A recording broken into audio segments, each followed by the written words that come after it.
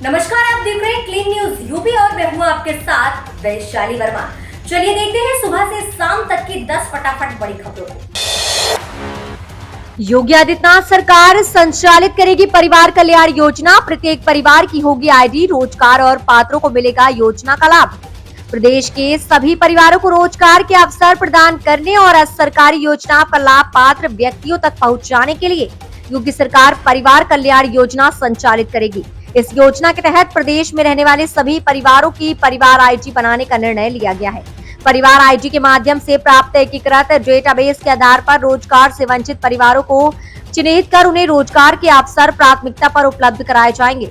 भाजपा ने लोक कल्याण संकल्प पत्र में सत्ता में आने पर प्रदेश के हर परिवार के एक सदस्य को रोजगार दिलाने का वादा किया था। परिवार कल्याण योजना के संचालन के बारे में मुख्य सचिव की ओर से गुरुवार को सभी विभागों को शासनादेश जारी कर दिया गया है। वर्तमान में प्रदेश के लगभग 3.6 करोड़ परिवार और 15 करोड़ व्यक्ति राष्ट्रीय खाद्य सुरक्षा योजना का लाभ पा रहे हैं। इन परिवारों की राशन कार्ड संख्या ही परिवार आईडी होगी। मुख्यमंत्री योगी ने HUL की फैक्ट्री का किया वर्चुअल शुभारंभ। 700 करोड़ का होगा निवेश। मुख्यमंत्री योगी आदित्यनाथ ने कस्बा स्थित यूनिलीवर इंडिया लिमिटेड के नए कारखानों का वर्चुअल शुभारंभ किया है। ये कारखाना अत्याधुनिक स्प्रे ड्राइड डिटर्जेंट फैक्ट्री एवं संचालित स्टोरेज है। HUL वर्ष 2025 तक यहाँ 700 करोड़ रुपए का निवेश की योजना बना रखा है। मुख्यमंत्री ने कहा है कि हमें खुशी है कि यूनिलीवर जैसी वैश्विक कंपनी ने हमारे राज्य को अल्ट्रा मॉडर्न फैक्ट्री स्थापित करने के लिए चुना है। हिंदुस्तान एंड यूनिलीवर के CEO संजीव मेहता ने कहा कि ये कारखाना बुंदेलखंड के विकास को गति देने में मील का पत्थर साबित होगा। शुभारंभ समारोह में सदर क्षेत्र से विधायक डॉक्टर मनोज कुमार प्रजापति, विधान परिषद सदस्य Jitendra Singh Sengar, DM doctor Chandrabhushan Tripathi, SP Shubham Patel, ADM Ramesh Chandra Tiwari, CDO Mathura Prasad Mishra मौजूद रहे। 15 अगस्त से पहले सरकारी नौकरी वालों को बड़ी सौगात। ऐलान सुनकर खुशी से उछल पड़े कर्मचारी। उत्तर प्रदेश में सरकारी नौकरी करने वाले करीब 22 लाख कर्मचारी, पेंशनर और उनके आश्रितों को योगी सरकार ने बड़ी सौगात दी है। उत्तर प्रदेश की योगी सरकार ने कर्मचारियों के इलाज के लिए कैशलेस सुविधा देना शुरू कर दी है। कर्मचारियों के आश्रितों को मिलाकर 75 लाख से ज्यादा लोगों को कैशलेस ट्रीटमेंट का फायदा मिलेगा। सीएम योगी आदित्यनाथ ने लोक भवन सभागार में गुरुवार को पंडित दीनदयाल उपाध्याय राज्य कर्मचारी कैशलेस चिकित्सा योजना की शुरुआत की। इस मौके पर उन्होंने कहा कि सरकारी कर्मचारियों को अपने परिवार का हिस्सा मानती है। ऐसे में कर्मचारियों की चिंता करना बनता है। साथ ही उन्होंने कहा ऐसे में कर्मचारियों की जिम्मेदारी है कि वह जनता की फिक्र करें और उन्हें किसी तरह की परेशानी न होने दे। कर्मचारियों की सराहना करते हुए सीएम ने कहा ये कर्मचारियों की मेहनत का ही नतीजा है कि यूपी मजबूत अर्थव्यवस्था की तरफ आगे बढ़ रहा है। यूपी के हर परिवार को रोजगार देगी सरकार। सीएम योगी आदित्यनाथ ने कहा जारी करेंगे परिवार कार्ड। मुख्यमंत्री योगी आदित्यनाथ ने कहा है कि राज्य सरकार जल्द ही उत्तर प्रदेश के सभी परिवारों को परिवार कार्ड जारी करेगी। जिन परिवारों में कोई रोजगार से नहीं जुड़ा है उनकी मैपिंग करके कम से कम एक सदस्य को नौकरी या स्वतः रोजगार से जोड़ा जाएगा। इस दिशा में काम तेजी से चल रहा है। सरकारी आवास पर नीति आयोग के उपाध्यक्ष सुमन बेरी, उपाध्यक्ष परमेश्वरन अय्यर और सलाहकारों से मुलाकात के दौरान सीएम योगी आदित्यनाथ ने उन्हें उत्तर प्रदेश को अगले 5 वर्षों के दौरान $1 ट्रिलियन की अर्थव्यवस्था बनाने की दिशा में किए जा रहे प्रयासों की जानकारी दी।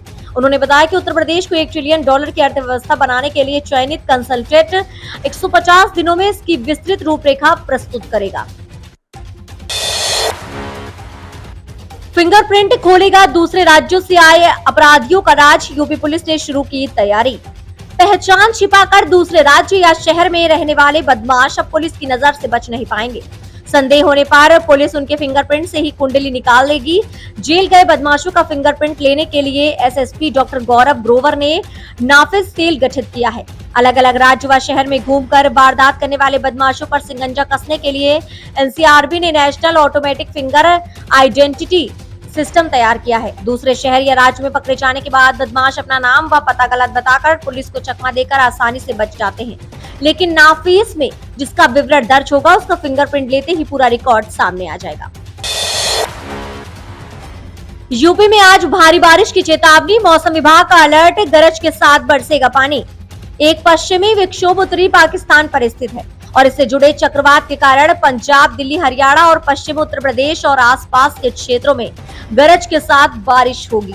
एक अन्य चक्रवाती परिसरण पूर्वी भारत के ऊपर स्थित है, जो भारी बारिश और स्थानीय रूप से तेज तूफान और पानी ला रहा है।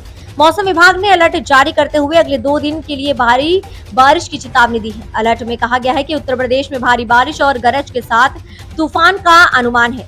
भारत मौसम विज्ञान विभाग द्वारा आज जारी एक अधिसूचना के अनुसार अगले 2 घंटों में पश्चिमी यूपी और आसपास के इलाकों में गरज के साथ भारी बारिश होगी।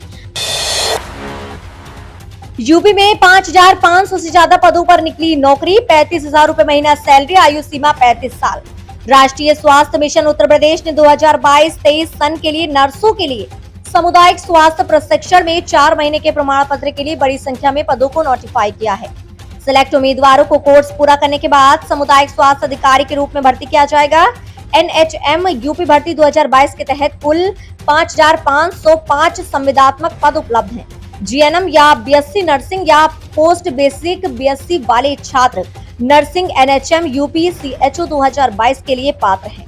NHM यूपी CHO 2022 से संबंधित ज्यादा डिटेल जैसे वैकेंसी, आयु सीमा, परीक्षा डिटेल, आवेदन लिंक और अन्य डिटेल्स यहाँ दी गई हैं। इन पदों पर आवेदन करने के लिए आधिकारिक वेबसाइट पर लिंक एक्टिवेट कर दिया गया है। वहीं आवेदन करने की आखिरी तारीख 9 अगस्त 2022 है।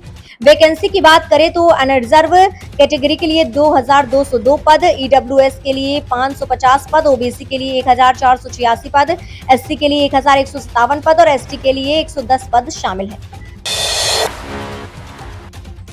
यूपी के सरकारी कर्मचारियों का अब कैशलेस होगा इलाज, करीब 75 लाख लोगों को मिलेगा लाभ। उत्तर प्रदेश की योगी सरकार ने राज्य कर्मचारियों के हित में कदम उठाते हुए उन्हें पंडित दीनदयाल उपाध्याय राज्य कर्मचारी कैशलेस चिकित्सा योजना की सौगात दे दी है। योगी सरकार की इस योजना से उत्तर प्रदेश के 22 लाख राज्य कर्मचारियों को अब इलाज में हुए खर्चे की पेमेंट के लिए अधिकारियों के पास चक्कर नहीं काटने पड़ेंगे। यूपी सरकार की इस योजना का सभी कर्मचारी लाभ उठा सकेंगे। इस योजना का शुभारंभ सीएम योगी आदित्यनाथ ने किया और इस मौके पर यूपी के डिप्टी सीएम ब्रजेश पाठक भी मौजूद रहे। इस योजना का शुभारंभ करते हुए सीएम योगी ने कहा, पंडित दीनदयाल उपाध्याय राज्य कर्मचारी कैशलेस चिकित्सा योजना के शुभारंभ अवसर पर मैं आप सबको हृदय से बधाई देता हूँ व आप सबके प्रति अपनी शुभकामनाएं व्यक्त करता हूँ। उत्तर प्रदेश देश का पहला राज्य है जो इस पे प्रारंभ कर रहा है। राज्य कर्मचारियों, पेंशनर्स व उनके आश्रितों को किसी भी प्रकार की चिकित्सकीय सुविधा के लिए इंतजार न करना पड़े, इसके लिए आज पंडित दीनदयाल उपाध्याय राज्य कर्मचारी कैशलेस चिकित्सा योजना का शुभारंभ हुआ।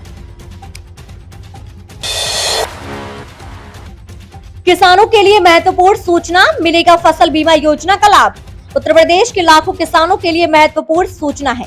दरअसल प्रधानमंत्री फसल बीमा योजना के तहत मध्य प्रदेश के किसानों के खतरों का मिलान किया जा रहा है। मिलान करने के बाद किसानों को प्राकृतिक आपदा से प्रभावित फसल बीमा राशि समय पर उपलब्ध कराई जाएगी।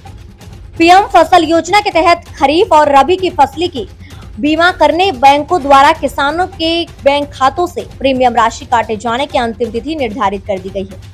31 जुलाई तक इस कार्य को पूरा किया जाएगा। वहीं किसान कल्याण और कृषि विकास उप संचालक इसके निगम द्वारा महत्वपूर्ण जानकारी दी गई है, जिसमें कहा गया है कि किसान बोई गई वास्तविक फसल की जानकारी 29 जुलाई तक उपलब्ध करा सके।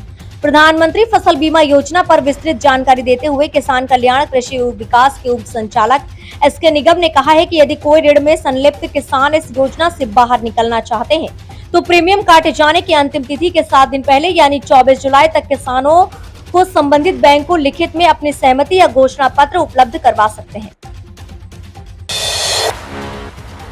केएल राहुल कोरोना संक्रमित, वेस्ट इंडीज के खिलाफ T20 सीरीज खेलने पर संशय।